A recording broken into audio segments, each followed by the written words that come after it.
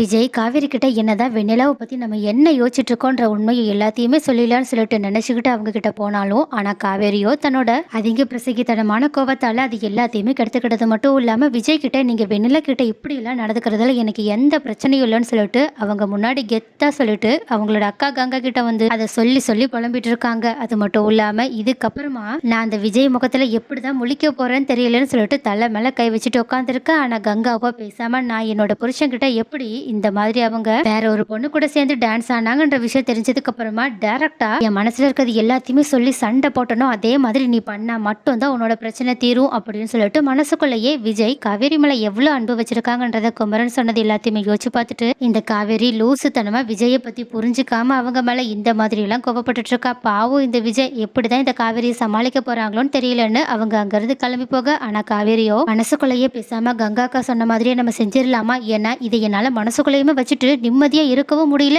என் முகத்துல அதை காட்டாம இருக்கவும் முடியல. பட் என் வாய் மட்டும்தான் விஜய் கிட்ட ஒன்னும் இல்லைன்னு சொல்லிட்டு போய் சொல்லிட்டு இருக்கா. ஆனா இந்நேரம் கண்டிப்பா விஜய் என் மனசுக்குள்ள என்ன இருக்குன்றத முழுசா இல்லைனாலும் கொஞ்சம் பாதியாவது கண்டுபிடிச்சிருக்க வாய்ப்பு இருக்குன்னு சொல்லிட்டு பேசாம நம்ம விஜய் கிட்ட இதை பத்தி பேசிடலான்னு உடனடியே அவங்க விஜயை பாக்குறதுக்காக போக, ஆனா அதுக்கு முன்னாடியே விஜய் ஏதோ ஆபீஸ்ல ஒரு அர்ஜென்டான ஒர்க் வந்துருச்சுன்னு சொல்லிட்டு அங்க இருந்து கிளம்பி போயிடுறாங்க. சோ அதனால காவேரியும் சரி விஜய் இன்னைக்கு எப்படினாலும் நைட்டு வீட்டுக்கு வருவாங்கல்ல, வந்ததுக்கு அப்புறமா நம்ம அவங்க கிட்ட இதை பத்தி பேசிக்கலாம்னு சொல்லிட்டு அவங்க அமைதியா இருந்துடுறாங்க. ஆனா அதுக்கப்புறமா தான் பார்க்கும்போது இந்த மாதிரி வெண்ணிலாவை கவனிச்சிருக்கிறதுக்காக ஒரு கேர்டேக்கர் அங்க வந்திருக்கிறத நோட் பண்ணிட்டு காவேரி ரொம்பவே ஆச்சரியப்படுறாங்க. அது மட்டும் இல்லாம ஒருவேளை விஜய் நமக்காக தான் இந்த கேர்டேக்கரை வெண்ணிலாவுக்காக அரேஞ்ச் பண்ணிருப்பாங்களோ, ஒருவேளை நம்ம வெண்ணிலா கூட அவங்க ரொம்பவே க்ளோஸா இருக்கிறது பிடிக்கலன்னு சொல்லிட்டு நம்ம முகத்துல அவ்வளவு அப்பட்டமா காட்டிட்டோமா என்ன, அதனாலதான் ஒருவேளை அப்படி பண்ணிருப்பாங்களோ, அப்பனா விஜய் நமக்காக தான் இதை பண்ணிருக்காங்கன்னு சொல்லிட்டு அப்படி அப்படியே கொஞ்சம் கொஞ்சமா விஜயை பத்தி நல்ல விதமா யோசிக்க ஆரம்பிக்கிறாங்க. அதே சமயம் அதுக்கு ஏத்த மாதிரியே விஜய் கரெக்டா வெண்ணிலாவை அந்த கேர்டேக்கர் செக் பண்ணிட்டு இருக்க நேரமா பார்த்து காவேரிக்கு கால் பண்றாங்க. காவேரியும் ஏன் என்ன விஷயம் என்ன பிரச்சனைன்னு கேட்க, உடனே காவேரி கிட்ட விஜயும் ரொம்பவே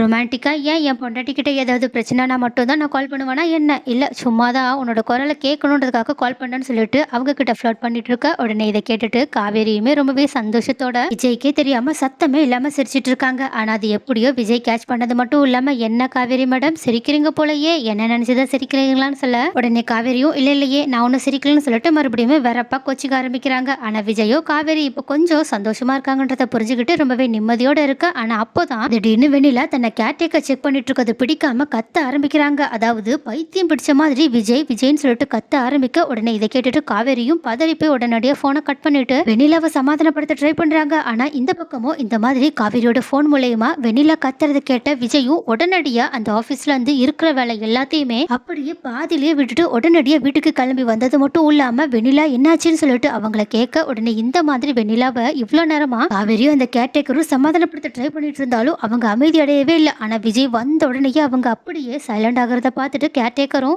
உங்களோட ஒய்ஃப் நீங்க வந்ததுக்கு அப்புறமா அமைதி ஆயிட்டாங்கன்னு சொல்றாங்க. உடனே இந்த மாதிரி விஜய் வெண்ணிலாவோட குரல் கேட்ட உடனேயே ஆபீஸ்ல இருக்க எல்லா வேலையுமே பாதிலேயே விட்டுட்டு ஓடி வந்ததையே சரியா ஏத்துக்க முடியாத நிலைமையில இருக்க காவேரி கேர்டேக்கரோட வாயில இருந்து வெண்ணிலா அவங்களோட ஒய்ஃப்ன்றத கேட்ட உடனேயே அப்படியே மனசு உடைஞ்சு போய் நின்றுட்டு இருக்காங்க. ஆனா இதை கேட்ட விஜய் உடனடியா கேர்டேக்கர் கிட்ட இங்க பாருங்க இவங்க என்னோட ஒய்ஃப் கிடையாது, தெரியாதனமா நீங்க பேசாதீங்கன்னு சொல்லிட்டு அவங்களை அமைதிப்படுத்திட்டு உடனடியா வெண்ணிலாவை சமாதானப்படுத்த ட்ரை பண்ணிட்டு இருக்காங்க. அதே சமயம் காவேரி கிட்டையும் பேச நினைக்கிறாங்க. ஆனா வெண்ணிலாவோ விஜயோட கையை பிடிச்சு ஏதோ பயந்து போனவங்க மாதிரி அவங்க கிட்ட ஏதோ உளர ஆரம்பிக்க, உடனே அதை கூர்மையா கவனிக்கிறதுக்காக விஜயும் காவேரியும் சரியா கண்டுக்காம விட்டுறாங்க. ஆனா இது எல்லாத்தையுமே பார்த்துட்டு இருக்க காவேரியும் மறுபடியுமே ரொம்பவே கஷ்டப்பட்டு அழுதுகிட்டேச்சே, இப்பதான் விஜய் நம்ம கிட்ட பேசுறது எல்லாத்தையுமே யோசிச்சு பார்த்துட்டு கொஞ்சம் சந்தோஷப்பட்டோம். ஆனா அந்த சந்தோஷம் நமக்கு நிலைக்காமலே போயிடுச்சுன்னு சொல்லிட்டு அப்படியே கண் கலங்கி வெளியே வர. ஆனா அப்போ இது எல்லாத்தையுமே அதாவது ஆரம்பத்துல இருந்து இப்ப வரைக்கும் நடக்கிறது எல்லாத்தையுமே பார்த்துட்டு இருந்த ராகினியும் அடடா மறுபடியுமே காவேரியை கலாய்க்கிறதுக்கு கஷ்டப்படுத்துறதுக்கு நமக்கு ஒரு வாய்ப்பு கிடைச்சிருச்சு போலயே, இதை நம்ம கண்டிப்பா பயன்படுத்தி ஆகணும்னு சொல்லிட்டு உடனடியா காவேரி கிட்ட போயிட்டு அவங்க பாட்டுக்கு எப்பவும் போலயே வெண்ணிலாவையும் காவேரியையும் கம்பேர் பண்ணி பேசினது மட்டும் இல்லாம கண்டிப்பா விஜய்க்கு உன்னை விட வெண்ணிலாவை தான் பிடிச்சிருக்கு, அதனாலதான் அவங்க இந்த மாதிரி பதறி போய் ஓடி வந்திருக்காங்க. ஏன் அந்த விஷயம் கூட அந்த கேர்டேக்கருக்கு தெரிஞ்சனாலதான் அவங்க